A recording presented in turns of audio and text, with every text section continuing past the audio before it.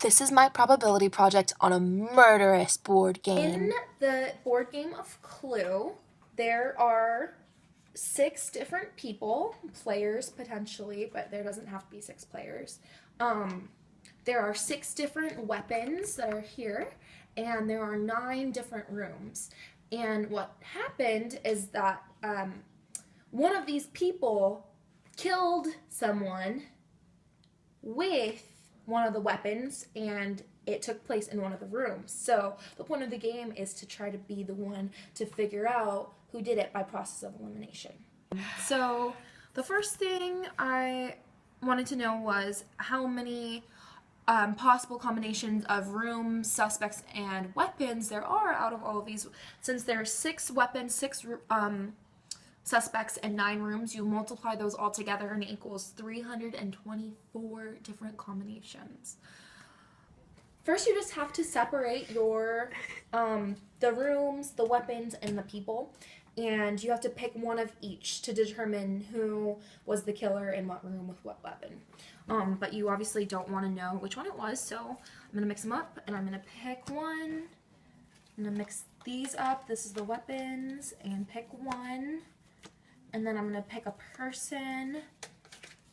There, they'll go into the confidential envelope. There they are. And now I'm gonna mix all these bad boys up, and I'll deal them out. Let's say that there's 3 of us, so I'll give one to you, me, to you.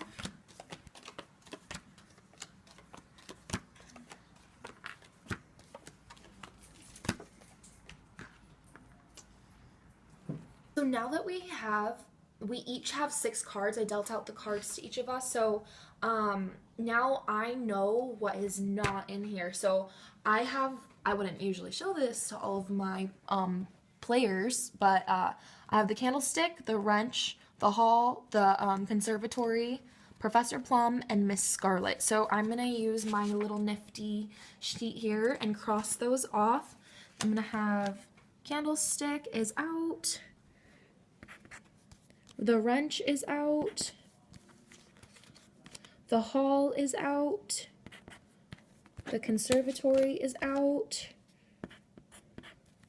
Professor Plum is out, and Miss Scarlet is out. So the game starts by rolling the die, and you move your spaces, and when you have to get into the room to make a guess of who is in here. So I want to know if I'm Colonel Mustard over here. I want to get into a room as quick as I can, so I'm going to try to go over here to the dining room, and I want to see if I can make it in here on my second time. So what's the probability that it will only take me 2 times to get into the dining room? So to find the probability of me being able to get into that dining room with only rolling the die 2 times, I first have to figure out how many spaces I need to go to get into the dining room, and there are 8. So I have here all of my combinations of die rolls, and we want to see which ones total up to 8, and those are the ones that are in red. There are 15 of them, and there are 36 total possible outcomes. So the probability is 15 over 36, which simplifies to 5 over 12, which means... So anyway, it comes out to be, since there are 8 times I need to get at least 8, there is a 5 out of 12 chance that I would make it in to the dining room on my turn number 2.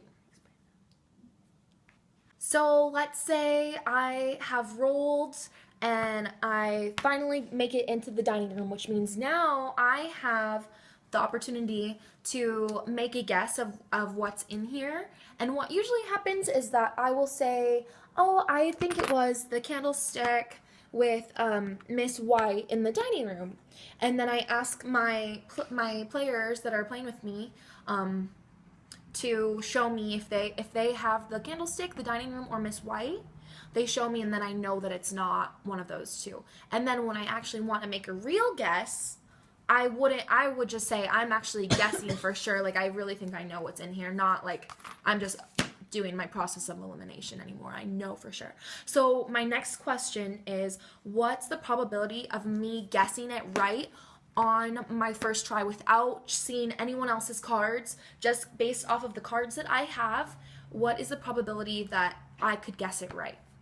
So, based on my little card here, this shows me what I know it is and what it isn't. And so I know for my suspects, it cannot be Professor Plum, cannot be Miss Scarlet. So there's only 4 other suspects that it can be. And I have to guess one of them. So there's 1 out of 4 chances for me to guess a suspect, right? And then with the weapons, it's the exact same thing. I got 2 weapons, so there's 4 weapons left it can be, and I have to guess 1. So that means only 1. I have a 1 out of 4 chance for that, to guess that correctly. And then with my with my rooms, I have 7 options left because I know it's not either of those 2.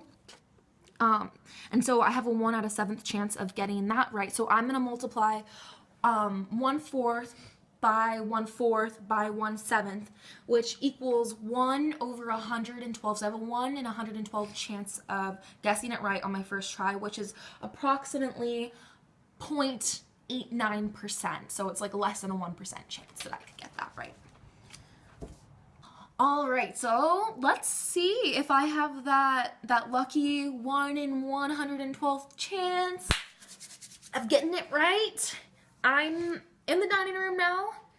I'm guessing that it is Mrs. White, who used the revolver to kill her victim in the dining room. Now, let's take a look-see.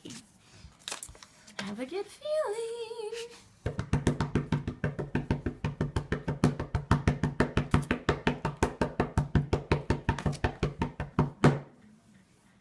This is why we don't gamble. I did get Mrs. White right, but it was with the lead pipe and the ballroom, unfortunately. So that means I lose. Who knew murder could be so mathematical?